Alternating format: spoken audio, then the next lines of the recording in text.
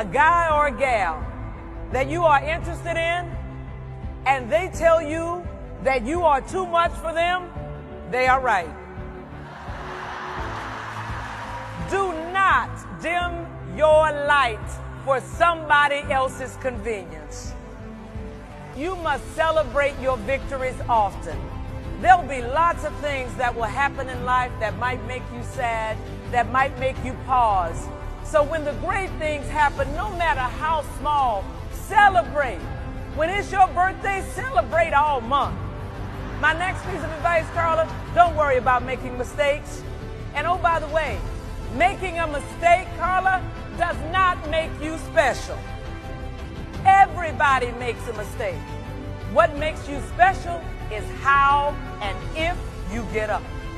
I don't know who needs to hear this, but keep going because they're all watching. The ones who said you couldn't do it, the ones who know you can do it, the ones that want to know what you're doing, and the ones that want to stop you from doing it. There was a comment that I read that said, "Be warned, because the silence and the peace can become addicting." I have never read or heard something that hit me as hard as that did.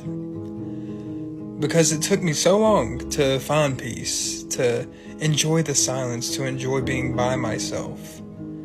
And I'm at the point now where I no longer long for people's affection. I'm fine where I'm at. I enjoy the people that are a part of my life, but I'm no longer afraid of losing them because I know that I'll survive. I've reached that point where I know I'll be okay.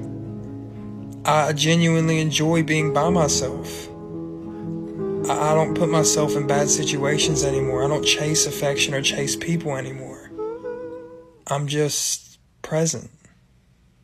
What happened in that moment only happened because God allowed it. Not that God wanted that for you. Not that he wanted you to be in that situation or that he wanted you to carry that grief or carry that pain or carry that shame. But God only allowed what he knew you could survive and what he could ultimately redeem. That means that if it happened to you and you weren't in it by yourself, God was there.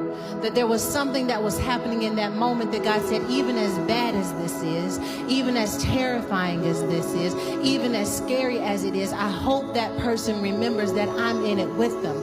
Because if I'm in it with them, that means that I can redeem whatever took place in that moment. I feel like that's somebody's word right now, is that you have to recognize no matter what you have gone through, no matter what you have faced, if God allowed it, it's because he said you can survive it and I can redeem it. What does it mean to be redeemed by God? It means I want to share with you guys this quote from Bruce Lee that I personally find very eye-opening. You will continue to suffer if you have an emotional reaction to everything that is said to you. True power is sitting back and observing everything with logic. If words control you, that means everyone else can control you. Breathe and allow things to pass. How many times have you allowed other people's words and opinions affect the way you feel? My answer would be many, many times. And I'm sure I'm not alone in this, which is why I think it's important for us to know that if we do have an emotional reaction to everything that is said to us, we will always, always suffer. One thing I can't stand is being ignored. If you're busy, say so. If you're not in the mood to talk, say so. And if you're done with me, say so. Communicate. If lesbians can control themselves when girls wear revealing clothing but guys can't, maybe the issue isn't the clothing. What do you think is the most important thing in a relationship? Money. Money?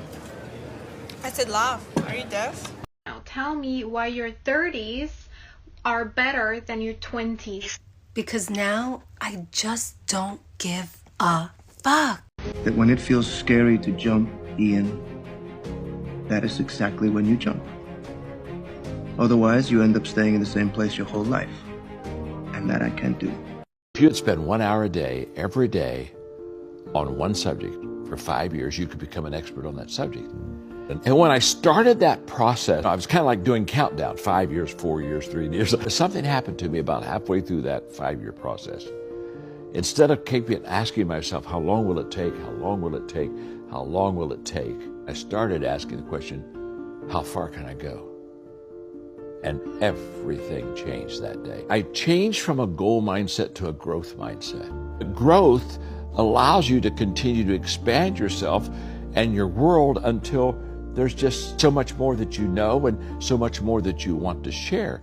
You are responsible for your life. And if you're sitting around waiting on somebody to save you, to even help you, you are wasting your time, because only you have the power to take responsibility to move your life forward. Your brain is the most powerful weapon in the world. Once you put away your phones and your computers, your brain is the only thing you have when you're going through depression, when you're going through hard times. You can't Google that. There's 24 hours in the day where you're alone in this brain. You get hurt. They say whatever doesn't kill you makes you stronger. Don't listen to that shit. Sometimes the things that don't kill you can actually make you weaker. Some hurts are so big you'd rather hide in a hole forever than ever get hurt again like that. You start second guessing yourself, you don't go outside because nobody gets you, you binge watch Netflix. Now, I'm not saying you have to forgive the ones who hurt you. No, fuck them. They don't deserve your forgiveness. But you know who does? The person who once loved them. The person who let them past the guardrails in the first place. You. Because here's the thing. You have a choice. You can let those betrayals cling to you, weigh you down, or you can peel them off. Because you are not their failures. You are not your heartbreak, and you are not defined by your pain. Even though your pain makes you weak, it's your choices that make you strong.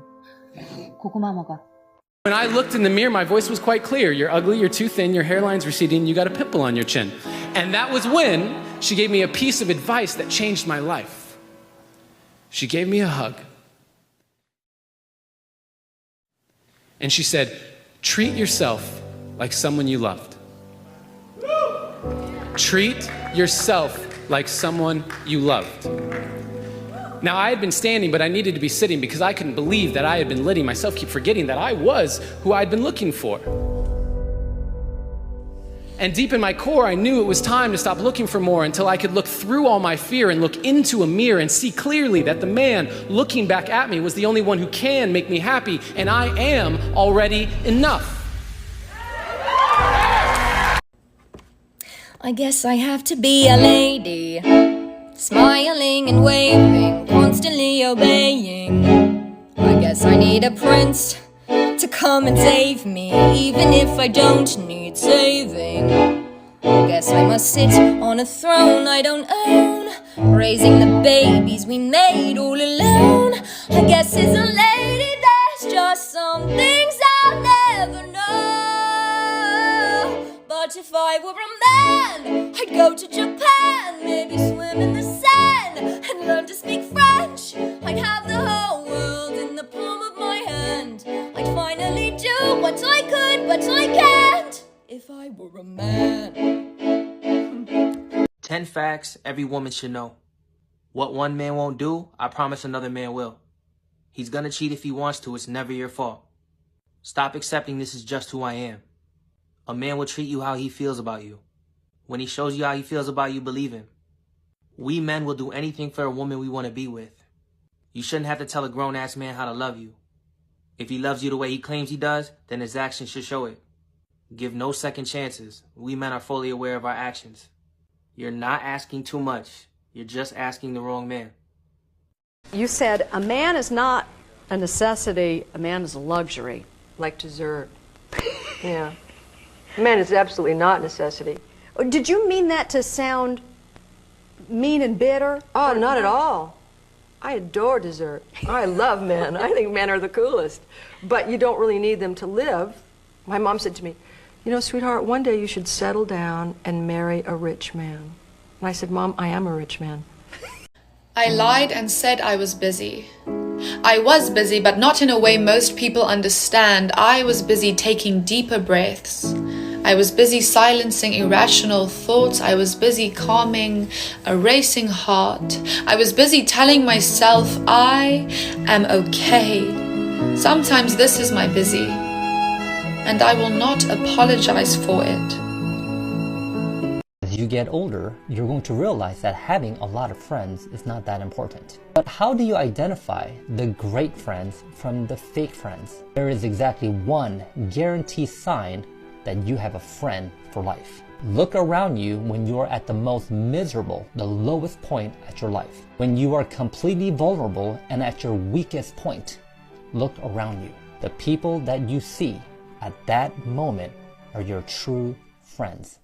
And when things get back to normal and you see all the people who weren't there for you when you were at the lowest, those are your fake friends.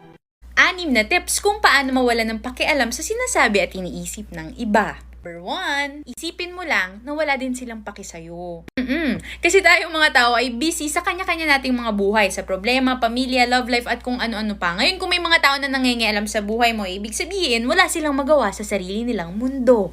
Number 2, isipin mo na mas mahalaga ang opinion mo tungkol sa sarili mo kaysa sa opinion ng iba. Kasi ikaw yung may control sa buhay mo at hindi sila. Number 3, kung may ayaw ka man tungkol sa sarili mo, gawin mo tong inspirasyon para mapabuti ang sarili mo. Ngayon kung hindi naman to kayang baguhin, kailangan mong matutunan tanggapin ito. Number 4, piliin mo lang yung mga bagay na may paki ka. Ito yung mga bagay-bagay na open for positive criticisms. Number 5, kailangan mong tanggapin na hindi lahat ay magugustuhan ka. Kasi iba-iba tayo ng opinion, pinanggalingan at pinanghuhugutan. And number 6, hayaan mo yung sarili mong magkamali. Kasi tao ka lang. Try this as an affirmation. I don't chase, I attract. What belongs to me will simply find me. Nobody is posting to show off. You're the one viewing with jealousy. Come back here, I'm talking to you. Change your mindset today and start celebrating people's success, and you realize that one woman's success isn't another's failure. Exactly. Competition actually isn't a bad thing at all. No. If you do it right, it can actually be healthy. It keeps people on their toes. It keeps you inspired. And I actually have a quote that helps me throughout life. One woman's success isn't another's failure. Exactly. Both can succeed at the same time. I personally think that keeping people around you that are like awesome and that like lift you up, make you feel great, and genuinely good people around you that just like love you for you and whatever, I think that that helps so much. You know, just knowing that you're really, really cool and awesome, because you are the shit, I guarantee you. There is a light at the end of the tunnel, and we're gonna figure this out together. nobody is posting to show off. You're the one viewing with jealousy. Come back here, I'm talking to you.